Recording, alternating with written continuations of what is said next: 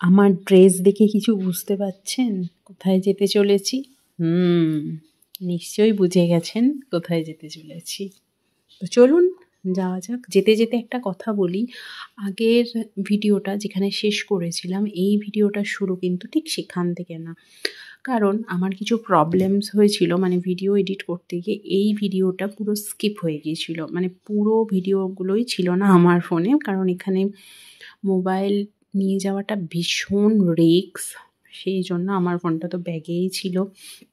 মানে সুমন ফোন নিয়ে গিয়েছিল, তো ওর ফোনেই প্রতিটা ভিডিও করা হয়েছে। যাই হোক, আমাদেরকে সেটাই বলা হয়েছিল যে এখানে মোবাইল নিয়ে যাওয়া রিস্ক, তাই মোবাইল আনতে বারণ করেছিল। তবুও ও নিয়ে গিয়েছিল বলে চলো যা হয় দেখা যাবে। যাই হোক, ও মোবাইল নিয়ে এসেছিলো, ওই ভিডিও করেছে, সেই জন্য ওর ফোন থেকে আর ভিডিওগুলো আমার নেওয়াই হয়নি। সেগুলো তো মাথা থেকে বেরিয়েই গেছে। তো আমি ভিডিও এডিট করতে করতে হঠাৎ করে মনে পড়লো এই ভিডিও তো আপনাদের সাথে শেয়ারই করা হয়নি। এই যে দেখুন, আমরা উঠে পড়েছি, যাব বলে রেডি হয়ে গেছি। ড্রেস তো পরে নিয়েছি আগেই, দেখলেন। আমাদের বাসের প্রতিটি সদস্য যাবার জন্য ভীষণ উদগ্রীব। তো শেষ মুহূর্তে কি হলো, একটা ছোট বাচ্চা ছিল, সে আর তার মা যেতে পারলো না। আর একজন বয়স্ক ঠাকুমাই বলছিলাম আমরা, উনি ছিলেন, উনি যেতে পারেননি। এরপর মোটামুটি সবাই আমরা রেডি হয়ে গিয়েছিলাম। যাই হোক, আমি তো ভীষণ ভয় পাচ্ছিলাম র্যাফটিং করতে, কারণ আমি সাঁতার জানি না। কিন্তু আমার মা বলেছিল আমিও তো জানি না, চল ওঠা যাক, যা হয় হবে। আগের দিন রাতে আমি র্যাফটিংয়ের কিছু ভিডিও দেখেছিলাম, যেখানে বলা হয়েছিল ভীষণ ভয়ঙ্কর, খুব সাবধানে যাতায়াত করতে হবে, উল্টে যেতে পারে, এরকম অনেক কিছু দেখেছিলাম ইউটিউবে। তো সেটাই ভয় নিয়ে দুরু বুকে এখানে উঠে পড়েছিলাম। আর ওই যে দূরে দেখতে পাচ্ছেন, কি বলে এগুলোকে আমি জানি না, র্যাফটিংয়ের জন্য যে টিউব মতো এগুলো বসিয়েছি, এগুলো তো বেলুনের মতো, মানে হাওয়া ভরা।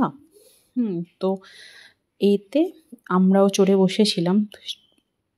সত্যি কি কথা, মানে যতটা ভয় পেয়েছিলাম তার ডবল আমি মজা করেছি, মানে ভীষণ আনন্দ করেছি।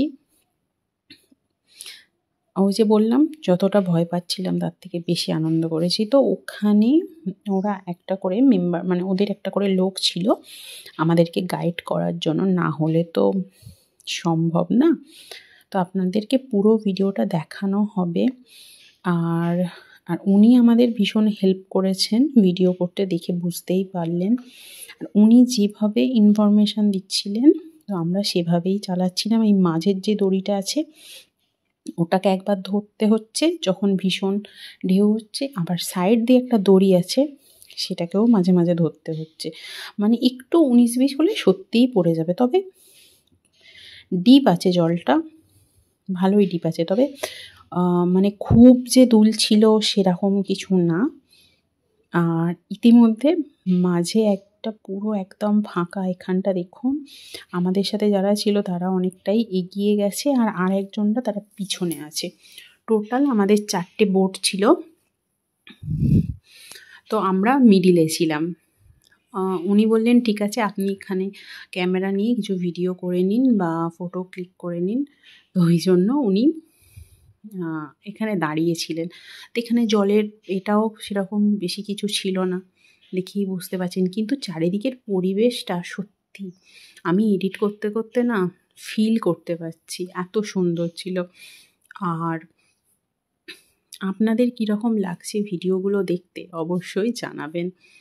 আর ছেলের হেলমেটের উপরে না ওই যে ফুটোটা ছিল, সেখান দিয়ে চুল বেরিয়েছিল, সেই নিয়ে আমরা ভীষণ মজা করছিলাম, হাসাহাসি করছিলাম। আর মা ভয় পাচ্ছিল কি জানি না, তো উনি আমাদেরকে বলেছিলেন, যিনি নিয়ে যাচ্ছিলেন, যে একটা গান করতে। তো মা তো বলছে গান, তো সত্যি আমারও ওই মুহূর্তে কোনো গান মনে পড়ছিল না, কারোরই মনে পড়ছিল না। ভীষণ মজা করতে করতে যাচ্ছিলাম, আমরা চিৎকার করছিলাম, আগের বোর্ডটা ছিল তাদেরকে হাত নাড়া দিচ্ছিলাম। হ্যাঁ, উঠে দাঁড়াচ্ছিলাম না, ওই ভুলটা করবেন না, ব্যালেন্স হারালেই কিন্তু উল্টে যাবে। মানে পুরোটাই ব্যালেন্সের খেলা এখানে। যারা র্যাফটিং করেছেন তারা তো জানেন, আর যারা করেননি ভবিষ্যতের জন্য জেনে রাখা ভালো, এখানে পুরোটাই ব্যালেন্সের খেলা। মানে বসে থাকাটা খুব সেফ, বসে থাকা না, খুবই ব্যালেন্স সহকারে বসতে হবে। পাটাও ঠিকঠাক রাখতে হবে, কোমরটা ঠিক রাখতে হবে, বডি ঠিক রাখতে হবে, মানে পুরো শরীরটাকেই ঠিকঠাক রেখে বসতে হবে। একটু 19-20 হলেই, একদিকে ব্যালেন্স হারালেই পুরো এটা পড়ে যাবে। যাই হোক, আমাদের ভীষণ মজা হচ্ছিল। তো তারপর যতটা ভয় পাচ্ছিলাম বললাম, তার থেকে বেশি আনন্দ করেছি। তো তারপর মনে হচ্ছিল কেন নেমে পড়লাম। এই যে দেখুন আমরা এখনও ভাসছি। আর ওই যে বললাম, উনি ভীষণ হেল্প করেছিলেন, উনিও আমাদের সাথে ভীষণ মজা করেছেন, এনজয় করেছেন। আমাদেরকে তো পুরো জল দিয়ে পুরো ভিজিয়েই দিয়েছিলেন।